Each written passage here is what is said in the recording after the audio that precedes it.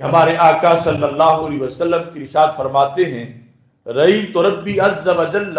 فی احسن صورہ، میں نے اپنے رب کو نہایت حسین صورت میں دیکھا۔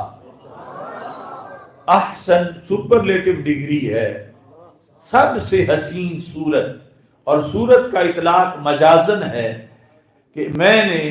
اللہ تعالیٰ کو حسین ترین صورت میں، یہ متشابہات سے ہے، یعنی جو صورت کی تعریف ہمارے نزدیک ہے حیۃ حاصلۃ للشیء بسبب احاطۃ الحد بالحدود، کہ علم ریاضی میں یا علم حیات میں تعریف ہے کہ ایک حد یا کئی حدود سے جو بنے وہ صورت ہوتی ہے،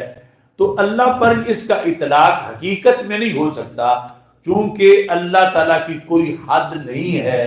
اور صورت کے لیے حد کا ہونا ضروری ہے۔ تو یہ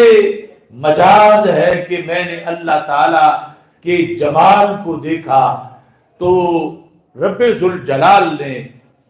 فوادع یادہ بین کتفی، اللہ نے اپنا دست قدرت جو اس کی شان کے لائق ہے وہ میرے دونوں کندھوں کے درمیان رکھا، فوجدت برد اناملہ بین ثدییہ، تو میں نے اللہ کے دست قدرت کی انگلیوں کے پوروں کی ٹھنڈک جو تھی وہ اپنے دونوں پستانوں کے درمیان سینے میں محسوس کی۔ تو نتیجہ کیا نکلا؟ فعلمت ما فی السماوات وما فی الارض، جو کچھ زمینوں میں تھا، جو کچھ آسمانوں میں تھا، اللہ تعالیٰ نے ہر چیز کا علم اس دست قدرت سے مجھے عطا فرما دیا۔ تو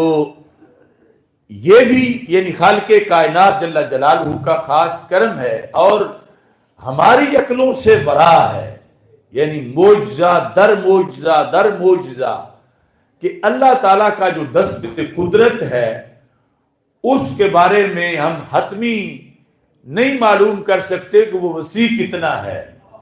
لیکن اتنا حدیث میں آتا ہے کہ زمین و آسمان کو سمیٹ کے رب ذوالجلال قیامت کے دن اپنی دو انگلیوں کے درمیان رکھ لے گا اور فرمائے گا انا الملک این ملوک الدنیا، میں ہوں بادشاہ، کہاں ہیں دنیا میں جو اپنے آپ کو بادشاہ کہلواتے تھے؟ تو جس کی دو انگلیوں میں اتنا کچھ آتا ہو